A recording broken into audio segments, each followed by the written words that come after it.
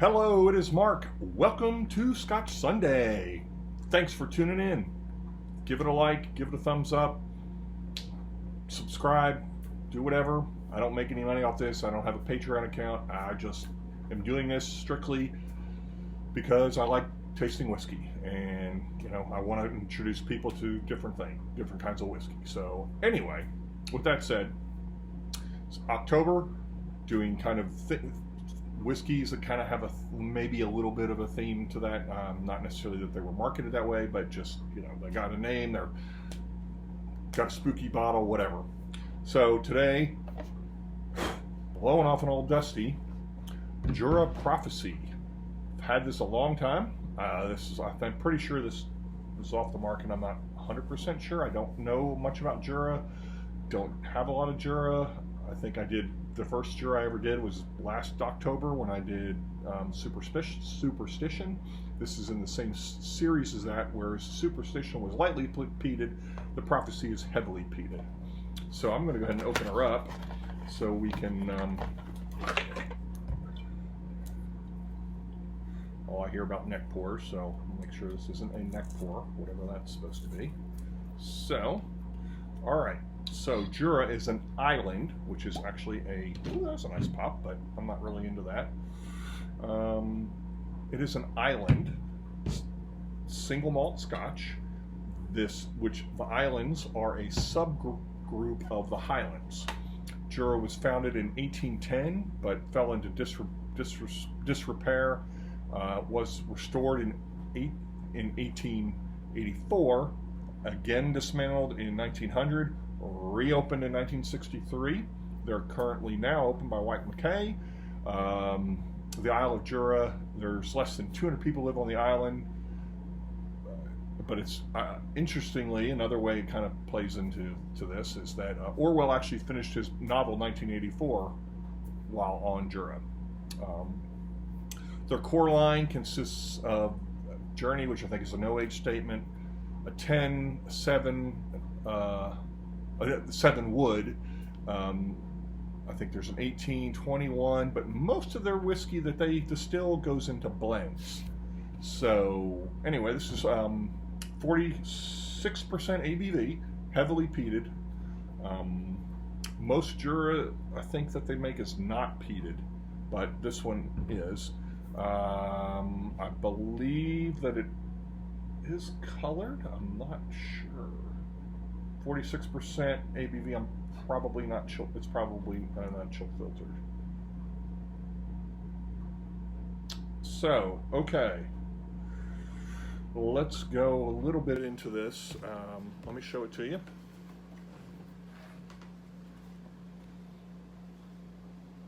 We'll talk a little bit about that bottle when I read the box. Okay. Go to another roll here.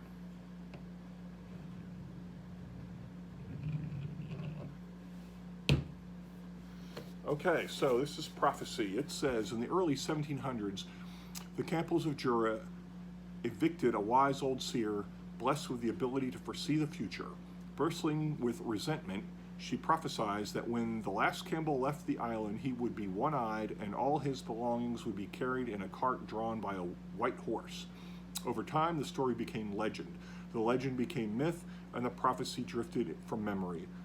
That is until 1938, when Charles Campbell, blind in one eye from the Great War, fell on hard times. It was a cold, unforgiving morning when he and his horse made their way to the old pier for the last time. So, and this is the eye there on the bottle, and it's actually raised. I mean, I think it's plastic, but it's pretty cool.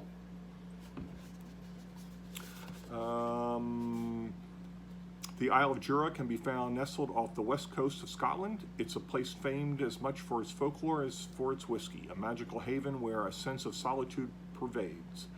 One road, one pub, and the community of one distillery. There is no whiskey and no island quite like Jura. It is truly a world of its own.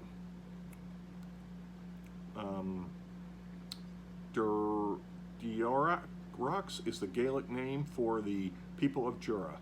proud of our land and our whiskey. We are a small, close-knit community of fewer than 200, united by the island we love and the warmth of the people. With a dram of the good stuff in hand, we toast the health of our friends near and far. Become an honorary Durac and join us. Become an honorary D-I-U-R-A-C-H. I don't know Scotch Gaelic, so life doesn't get any better. You're even given a free dram for every month at the Jura Pub. Free dram for life every month at the pub, Jura Pub. To find out just how good being a Durac can be, visit us at jurawhiskey.com. Last thing on here, meticulously crafted from a selected of the finest and rarest aged Jura single malt whiskeys. Prophecy is profoundly peated spirit. Peat, smoke, fresh cinnamon, and spice, sea spray lead the first assault. Finally, the tarry bonfire notes slowly give way to hints of soft licorice and nutmeg. So in this series was Superstition, Prophecy, Elixir, Origin. So yeah, this is heavily peated. The Origin was not peated. Okay, so that's everything on the box. Let's do the nose. Oh, 46% ABV. Yeah, nothing on there. Okay. One more roll. Definitely get the peat and the smoke up front, definitely. Get the medicinal, reminds me of a Lafroig, that Band-Aid rubber band. Oh yeah, this is also done in French Limousin casks. Limousin casks, which is a French oak it's a forest in France where I think there's two different kinds of oak there, but apparently the casks are very good. They don't leak. So yeah, French oak. Definitely get that medicinal iodine. No, not gonna go with iodine. Rubber band and Band-Aid. I'm not getting the cinnamon they said it was there.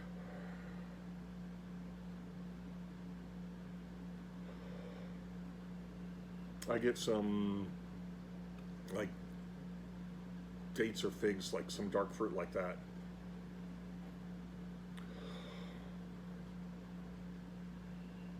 Maybe a little bit of like a citrus, like a lemon citrus. I wouldn't say orange, it's more like lemon. There's not much sweetness in there, but okay. Let's go into the palate.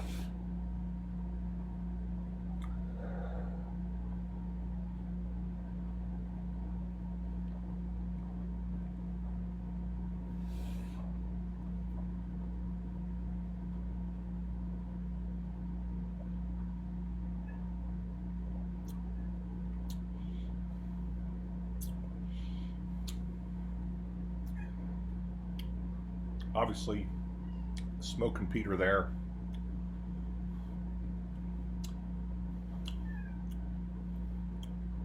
I'm getting some fruit, some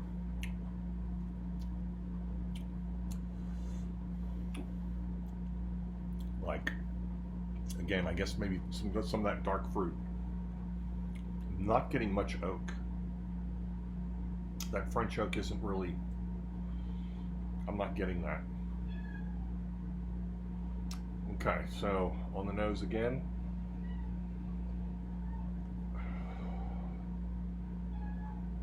More of the citrus comes through. Now I'm kind of getting the cinnamon. I'm not getting as much smoke or peat now. Yeah, definitely more citrus comes through. Yeah, figs and dates.